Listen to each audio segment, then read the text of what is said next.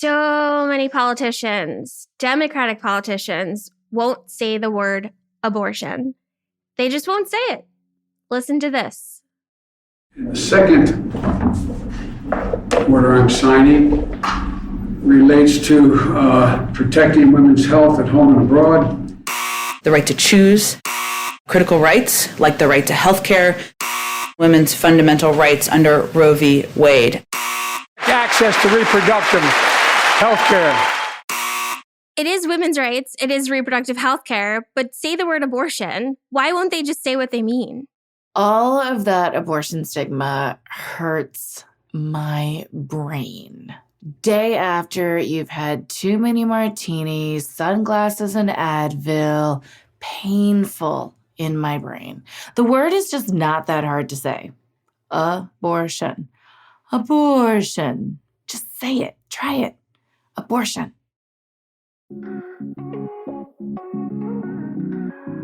Hello, and welcome to The A-Files, A Secret History of Abortion, a podcast from The Meteor.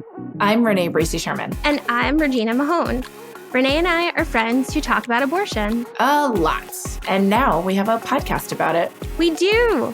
Thank you for joining us for another episode of The A-Files, where we're unpacking another layer of the abortion conversation that has been completely overlooked or erased. Today, we're talking about abortion stigma, what it looks like, how it shows up in our language, and who exactly is responsible for it. We also had a really great conversation with Dr. Tracy Weitz of American University about abortion stigma, the past, the present. Hopefully, it won't make it to its future. It's a great combo. Later, we're talking about the book House of Cotton by Monica Brashears. But before we get to all of that, Renee, last episode we promised we'd talk about your connection to a Saturday Night Live sketch, where Cecily Strong plays a character named Tammy the Trucker. Let's play the clip. And it's hard to know what to say to make other truckers feel better. There's one mother trucking thing we can do to fight for mother trucking freedom to make our own healthcare decisions, and that's vote. And I hope to hell everyone votes. Because remember, we all love someone who's had an abortion. Drives a truck. For those who don't know, our very own Renee Bracey Sherman created the phrase, everyone loves someone who's had an abortion. Do you remember hearing that? It was such a wild and surreal experience. I had gone to bed early that Saturday night, and I woke up Sunday morning to tons of texts and messages and DMs, and I was really confused as to what was going on, and a lot of, congratulations, that's great, didn't know you were working with her, that's amazing, how did you get that done? And I was like, what are you talking about? And then someone sent the clip, and it was really wonderful to watch Cecily Strong once again share her abortion story, which she had done the year before as Goober the Clown. So, Goober, you had an abortion when you were 23? Hey, whoa, slow down. I'm a clown. Let's clown around. Hey, smell this flower. You're not going to squirt me, are you? Oh, I would never. Okay. Oh, gotcha. I had an abortion the day before my 23rd birthday. Okay. And to be able to talk about it in such a fun, creative, but also honest way, and to say something like everyone loves someone who's had an abortion, to bring that message to the masses through SNL was huge, particularly as we've been pushing that message for a long time because we want to center love and support in abortion stories. But I've been told for years that messaging doesn't test well. We don't know if people will actually like it. It's too long. We don't know if it's factually accurate. The excuses really are quite extraordinary. And so it was really wonderful to see the message used in such a beautiful way. And since then, to see it on signs at rallies and really just see people loving it. I couldn't have been more thrilled. It's striking to me that Cecily Strong is willing to say this on live television, but so many actual elected officials, especially President Joe Biden, have a million chances to do it, but don't. They won't even say the word abortion. It reinstates the changes that were made in Title X and other things, making it harder for women to have access to affordable health care as it relates to reproductive rights. You didn't do it, Joe. This is abortion stigma, plain and simple, right? Absolutely. This has been going on for so long. My organization, We Testify, created a campaign because we were so frustrated with seeing the president unable to just say the word abortion. Our campaign was Say Abortion, Joe. And it just seemed so simple. But it started to get comical as soon as he was elected and took office, that his press secretary would get asked about abortion, and then she would do anything to not say the word abortion. Started just like making up phrases like a woman's constitutional right to make decisions about her own body is protected by Roe v. Wade. You know what's shorter than that? Just saying the word abortion. And at first, we thought it was a bit of a fluke, but then we started to notice that it was actually like an ongoing thing, particularly as they would issue statements about the Roe v. Wade decision commemorating it and not use the word abortion. It was wild. But this didn't start with Joe Biden. This is something that I think politicians, particularly Democrats, have had a hard time with for a long time, which is so ironic, right? Because they're the party that runs on abortion rights and gets elected by people who support abortion rights. Exactly. And President Biden, when he does talk about abortion, he's always hedging, saying, oh, I'm not that big on abortion because of his religion, because he's Catholic, right? But there are so many people who are religious and are big on abortion. And so clearly it's just an excuse that he's using to do the absolute bare minimum when it comes to protecting abortion rights. I mean, for the record, I'm super big. Very, very, very big. Bigly, very bigly on abortion. Love it. Big on abortion. So big. But I do think that when he leans into his religiosity, it makes it seem like this is a really difficult issue for him. And maybe it is internally, but also like, sir, you're at work. You signed up to show up for people who have abortions and everyone else. You signed up to be a pro-choice president, so fucking be it. The abortion rights movement is constantly getting beat up on. We have lost access to abortion. Who cares that you're not big on abortion? Who cares? Who cares? Ambivalence like that is so unhelpful, especially when we're fighting an anti-abortion movement that honestly has been super successful in changing laws without even having the White House. And it's just wild to see such hesitant leadership now, especially when in the past, abortion activists had really radical goals. Like, how did we go from abortion on demand to the right to choose as defined under Roe v. Wade or whatever? Okay, yeah, actually, let's talk about how we got to this point where Democrats are so weak on abortion. And yes, dear listeners, before you say, but Renee, Republicans are the ones banning abortion. Stop criticizing the people who are trying to help. Yeah, I mean, we'll get to that. But also, Republicans aren't the party that promised to protect abortion if elected. Democrats did. Republicans told us exactly what they were going to do, and unfortunately, they've done it. I think that we need to talk about and challenge the Democrats who said that they're here to help us, but are actually harming us along the way. Republicans did tell us exactly what they were going to do, and part of that was with the language they chose, right? One of the pieces of history that I find most fascinating is the term pro-life. Renee, you probably already know this, but I appreciate you playing along. Did you know that the term pro-life was originally used by progressive folks? What? Oh my gosh, tell me more. I appreciate you, Renee. So one person in particular, A.S. Neill, a Scottish author who is all about the free school movement, used it in a book in 1960. But the year is important, right? So the free school movement, it's this idea that was embraced by the counterculture movement of the 60s. They felt there should be alternative schools for kids outside the public school system. A.S. Neill wrote in one of his many books about education, quote, "No pro-life citizen would tolerate our penal code, our hangings, our punishments of homosexuals, our attitudes towards bastardry." And the Oxford English Dictionary actually cites this as the first modern use of the term. And it was in 1960. Again, I said that year was important, right? It was in the late 1960s that the phrase was appropriated by the anti-abortion movement to talk about its biased, completely unscientific perspective on abortion rights. The Right to Life League, which if you go to its website, it considers itself to be the first pro-life organization in the country, didn't actually form until 1967, so 7 years after Neill's book came out. Fast forward to, of course, Ronald Reagan, who won the presidency in 1980, claiming to be the first pro-life president. And the rest, as we say, is history, except it's not history at all because we are living the legacy of pro-life language today. So the movement claims to be pro-life, meaning that they support all life, including the lives of embryos and fetuses, which, let's be clear, are potential lives because these new humans haven't yet been born. But in staking this claim, the movement could redefine what an abortion meant. Because prior to the modern anti-abortion movement, abortions before quickening, when the pregnant person feels movement in their uterus, abortion wasn't even controversial. But now we've got, quote, life language. Abortion becomes a problem on the prenatal health side, not only for folks seeking abortions, but for anyone who needs to be able to make decisions about their own body. So this is the sort of pro-life that reproductive justice folks are constantly calling out for being hypocritical.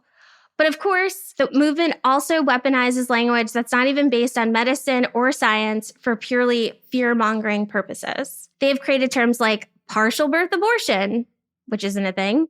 But the Democrats, as you've talked about, have not been doing themselves or pregnant people any favors in their own language choices, right, Renee? You might hear people say, I'm pro-choice, I'm not pro-abortion, as if to separate the two, making pro-choice seem like a more thoughtful approach that isn't so abortion-forward. But the truth is that this distinction is swimming in abortion stigma. The pro-choice movement hasn't always been called this. So basically, here's what happened. According to the book, Before Roe v. Wade, Voices That Shaped the Abortion Debate Before the Supreme Court's Ruling by Linda Greenhouse, there was a huge discussion about what to name the movement after the win for abortion. And this person named Jimmy Kimmy introduced the framing. Jimmy was the director of the Association for the Study of Abortion, and in 1972 wrote a memo that emphasized the need to find a phrase to counter the right to life slogan. So Jimmy Kimmy floated a memo and said, okay, we could call it right to choose, freedom of conscience, a couple of different things. She said she didn't really like either, but the concept of choice was preferable to that of conscience. And she felt like, a quote, a woman's conscience may well tell her abortion is wrong, but she may choose and must have the right to choose to have one anyway for compelling practical reasons. Now, I can understand how they came to that language, right? But part of it was because they were trying to minimize use of the word abortion. Tony Van Pelt, the former president of NOW, who resigned in 2020 amid a lot of accusations of racism and being just generally a shitty boss, told Vice News that we had a big discussion about whether we would say pro-abortion or pro-choice. And we determined that we would go with pro-choice because our goal was women's self-autonomy. We didn't want to make it seem like we were pushing abortion on people, end quote. Again, they wanted to take a step back and they wanted to be acceptable to the mainstream.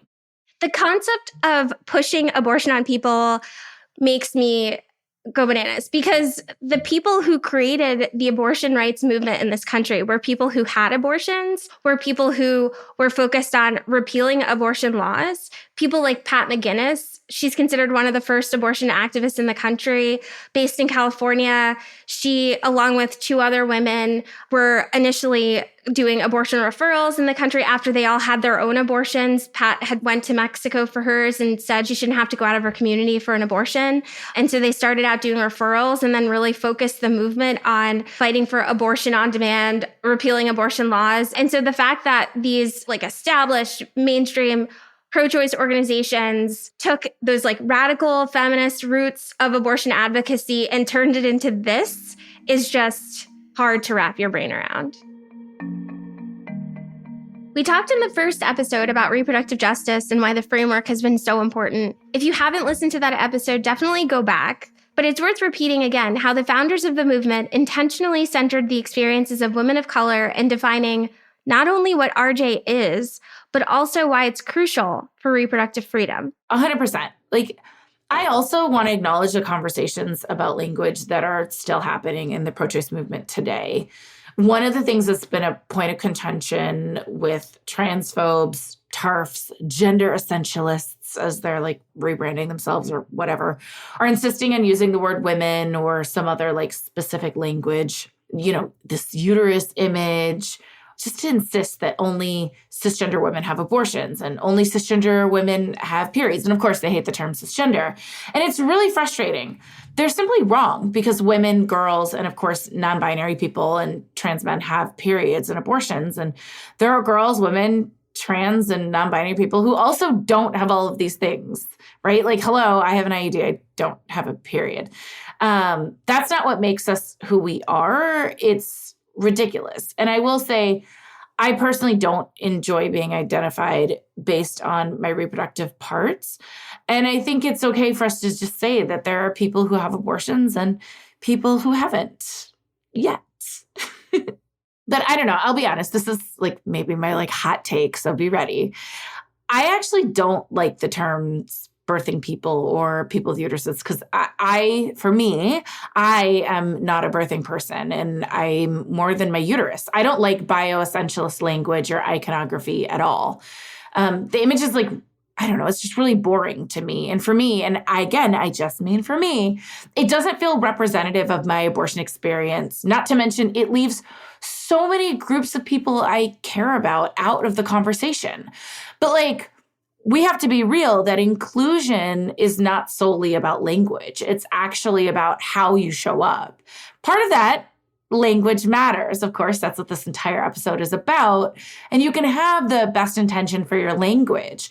But if your space is not actually inclusive and doesn't match this language and doesn't feel inviting and supportive of trans folks, then what actually is the point, you know? And I think it's a deeper issue of patriarchy because all transphobes are interested in doing is gatekeeping who gets to identify as a quote unquote woman or a man. And it's based on white cis hetero norms. Just because they're progressive doesn't mean that they don't have regressive ideas of gender.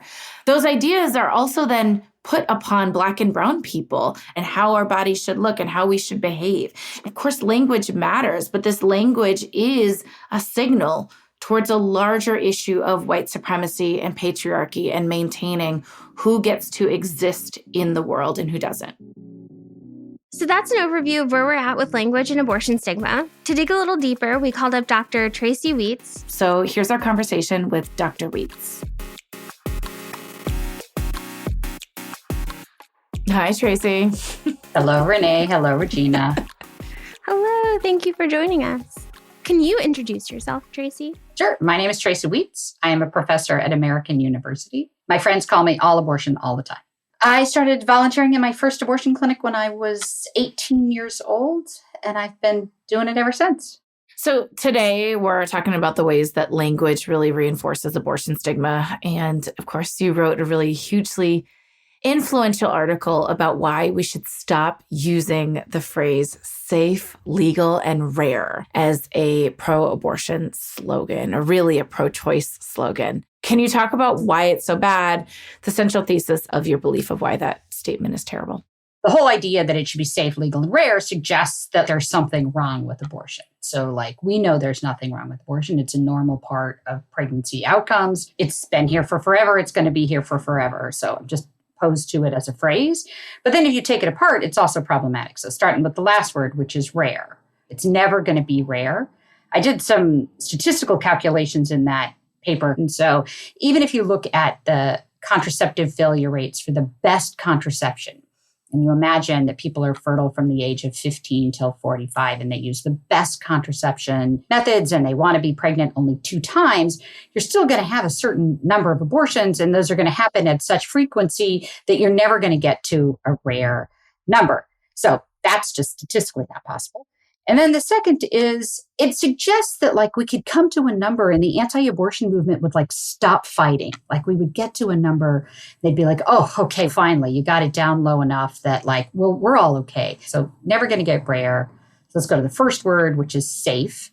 And so when one hears the word safe, the first thing that comes to your mind is unsafe. And that just suggests that there is unsafe abortion, which unsafe abortion only comes about when it's illegal, right? So I was like, the whole word is wrong. So safe, legal suggests that like, that's enough, right? And legal has definitely never been enough.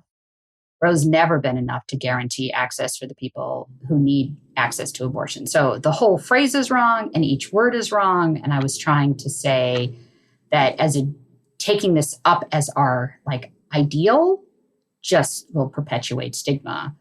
And it blames people who have abortions for the conflict over abortion. And I don't really think that we need to blame the people who have abortion for the social conflict over abortion. Some of our listeners might be skeptical about a focus on language and stigma. How do you think the symbolism of language translates to concrete policy and healthcare? There's a whole marketing billion-dollar industry that figures out how to sell stuff to us. And they know that what words they use, what symbols they use, what colors they use, all those things make a huge difference in whether or not you choose product A or product B. And the idea that somehow for issues like abortion or marriage or religion, we would be neutral in our understanding and not be influenced by language, I think is incredibly naive. Language matters in everything we do. It primes your emotional response, and that emotional response primes how you cognitively think about something. So language, I believe, is critically important. And in some ways, people who support abortion haven't thought enough about language. The anti-abortion movement thinks about it all the time. I don't know if you read Jessica Valenti's blog about how the anti-abortion movement has moved from bans to calling these consensus, right? They get it. We just haven't. We think that this is an argument over facts. It's not. It's an argument over feelings. Facts don't care about your feelings. So given how ineffective the pro-choice movement's language has been, how do you think we'll be able to really shift the dialogue from moderate asks like safe, legal, and rare to something that would actually improve people's lives? I think the major challenge happens when the RJ movement presents itself as the counter movement to the pro-choice movement. So that's the first time there's really a challenge to the idea that legal abortion is not sufficient as an ask, right? It's not enough to just keep Roe, which is what the pro-choice movement had become in a sense. And that becomes the sort of everything we focus on in the pro-choice movement for the next, 30 years. And so the real challenge comes from the RJ movement, who comes forward and says that focus on legal abortion is not enough. You need both the means to access abortion, but you also need to focus on the right to parent and the right to raise your children. Go on for a number of reasons about why the reproductive justice movement is never able to disrupt the mainstream pro-choice movement. And that much of that has to do with how money is distributed in the United States, both on the philanthropic side, but also on the political side. As long as politics stays firmly rooted in the Roe, maintenance of Roe is enough, there's really no dislodging of it. And we see that now, right? Even with Roe overturned with Dobbs, all we are offering up as an alternative is to codify Roe. Right? We still haven't disrupted the sort of legal is enough, even as we are demanding more. And I feel like there's more momentum and more effort to ask for something bigger. I feel like let's codify Roe is just the policy version of safe, legal, and rare. It's just it is nails on a chalkboard to me and drives me nuts. Why do you think that some sections of the pro-choice movement have become more and more moderate and conciliatory? As we've been doing the research, there were so many demands, even at the turn of the century with early feminists of free love and ending marriage and all of this stuff as a governmental institution, but also rallying cries of free abortion on demand. What happened to that? At every turn, white feminists sell out their sisters and their colleagues of color for access to closeness to white men. And I don't know how else to say it, but the power and privilege that white women get from the economic structures that benefit the white male authority, white women, and I would say straight white women in particular, are never willing to trade that security in for any other larger liberatory demand. They want these other things, but not at the expense of the safety and security of, and for the most part, it's the safety and security of their children, whom they have had with these white men.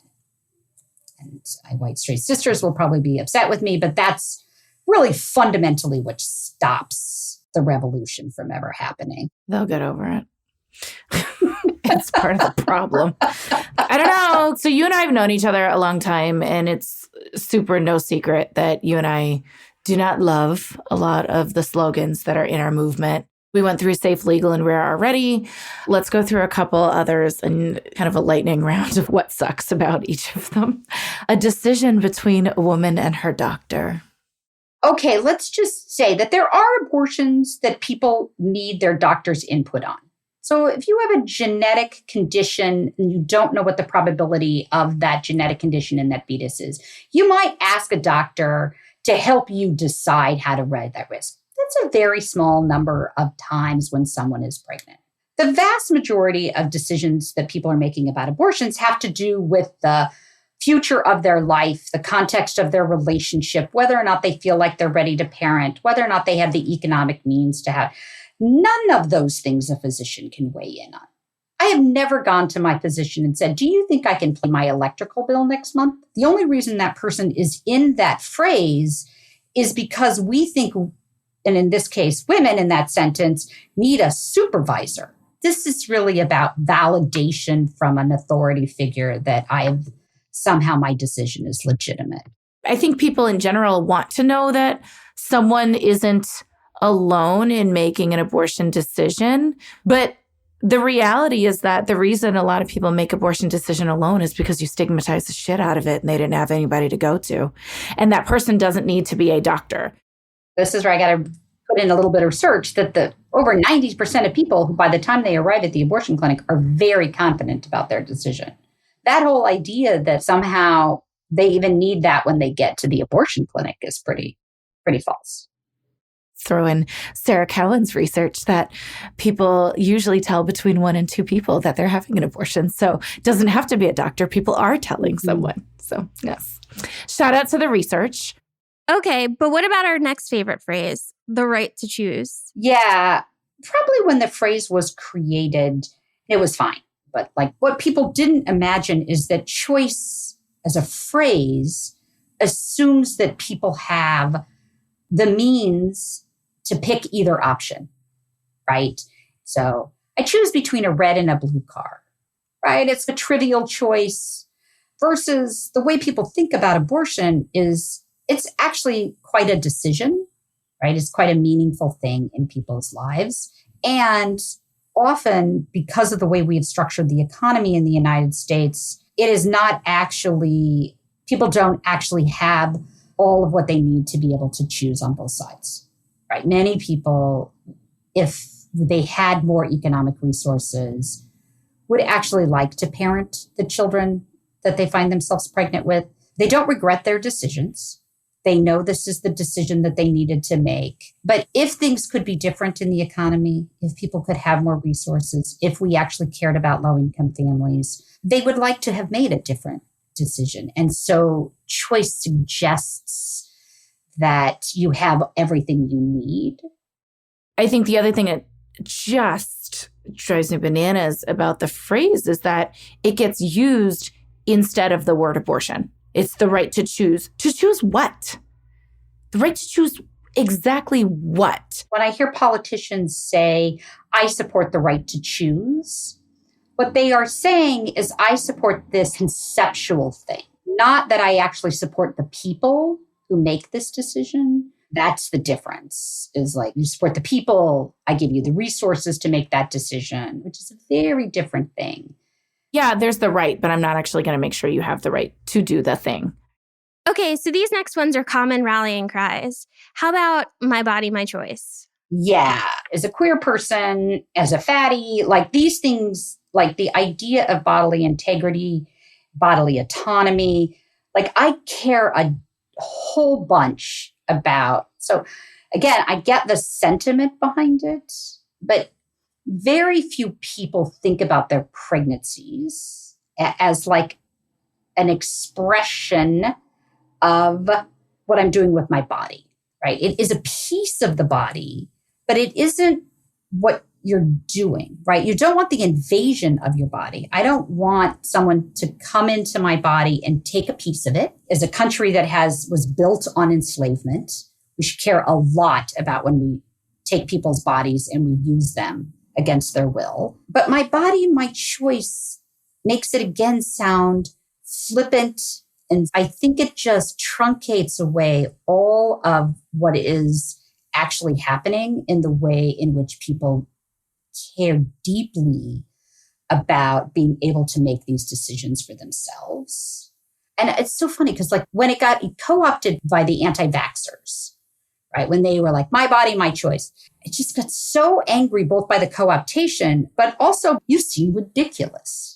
Right. And so it's sort of a mirror back to us about, yeah, no, it doesn't really work as a sentence, even as it like holds some of what we really care about, which is, yeah, you should not be able to keep me pregnant against my will. That is just fundamentally so wrong, but it's just something that's not quite right about the sentence.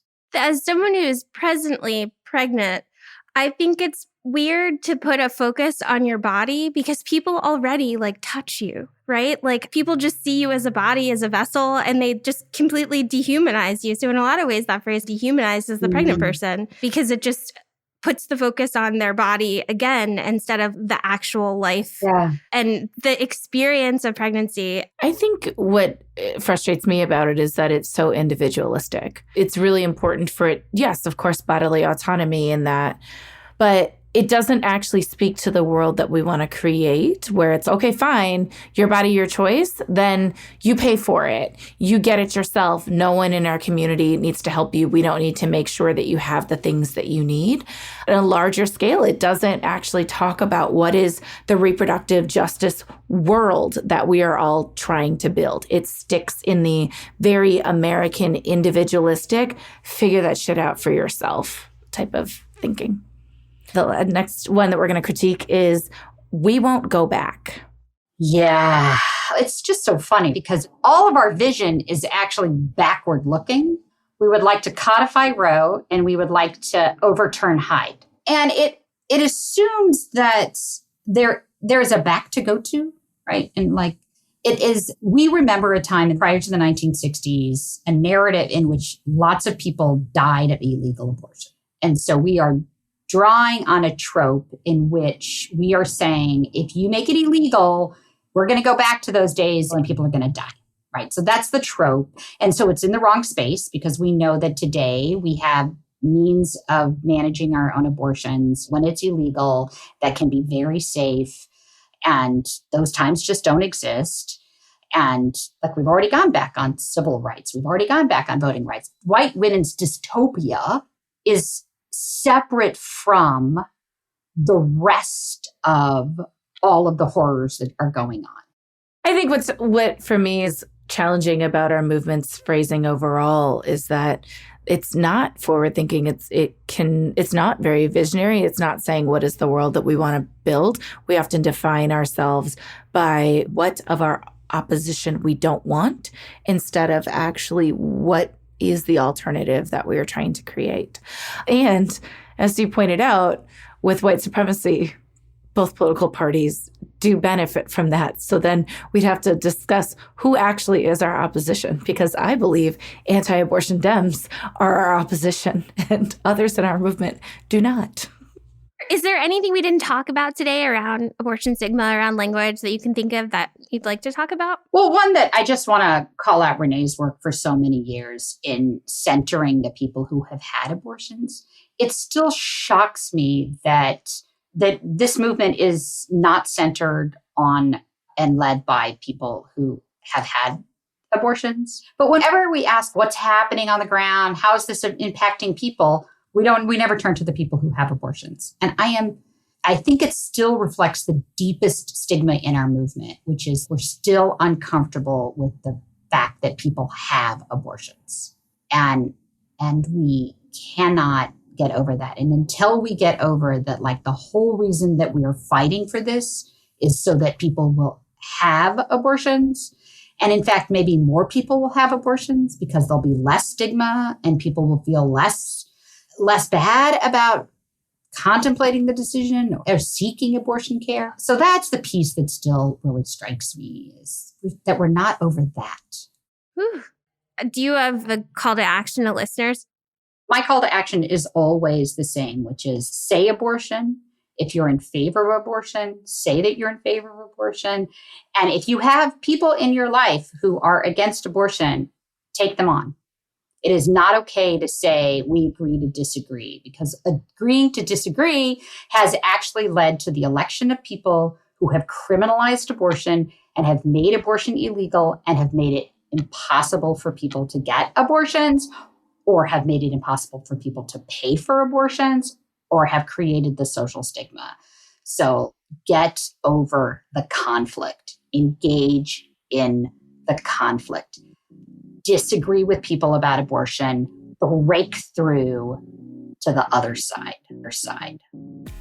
That was such a great conversation. As Dexter Wheat said, speaking of changing language, Jessica Valenti had a great article on the new changed language from the anti-abortion movement. Marjorie Dannenfelser, the president of the Susan B. Anthony Pro-Life America, has switched from pushing abortion bans to no longer using the word ban and instead replacing it with the word standard or consensus, two really boring, non-threatening words that clearly don't mean what they actually mean. They act like ban is inaccurate because technically people could still have abortions if they, traveled across the states or, had a ton of money to circumvent all the laws. But it's actually absolute bullshit. It is their way of trying to normalize what is, in fact, as Renee pointed out, an unpopular opinion. Abortion should be legal, right? But as consumers of media, you could also be active in pushing back against this language too. I also think Dr. Wheats brought up a really great point about how a proximity to whiteness comes up again and again in power dynamics between pro-choice folks and lawmakers, and how that blocks actual progress. I honestly haven't stopped thinking about that point. And even though stigma is obviously reproduced at the media and government levels, there are other things we can do to address it when it comes up in our daily lives and interactions. I think it's so simple, right? Just say the word abortion. When I write op-eds, sometimes people want to change my language, and I work with editors to explain, here's why I'm very careful about the words that I use to push back. And no, I'm saying the word abortion. No, I'm calling it a ban. No, this is how I'm talking about it. And I think that's the education that we have to constantly do, talking to our peers, getting them to understand that words mean things. Words really matter, because it's conveying a feeling, it's conveying a vision of the world that we want to create, and the people who are most impacted are listening. Great. Now it's time for our final segment. There are other books. This is a time for us to take a moment to acknowledge the many abortion stories and narratives that are not the 1985 novel, The Handmaid's Tale by Margaret Atwood. Everyone loves it, and yeah, we all know about it. There are tons of other excellent novels that feature people of color and include abortion as just one part of a larger, more complex narrative. And I'm excited about today's book. Do you want to talk about it, Regina? Yes, I do. I've been waiting all week to talk about it. So we are talking about House of Cotton. It's the debut novel by Monica Brashears, who describes herself as an Appalachian writer from Tennessee, which I love and couldn't wait to say out loud. It's considered a Black Southern Gothic fiction book. When Renee told me about it, I immediately ordered a copy of the book. Actually, it was probably the IG Reels of the author playing her main character. Yeah, they were a fun little get ready with me style Instagram video where the author, Monica Brashears, puts on makeup and gets dressed as her character, a young biracial Black woman named Magnolia, whose grandmother recently died. And she's starting a new job where she's working for a funeral home, acting as an impersonator for people whose loved ones went missing. So they never had a chance to say goodbye or have a real funeral.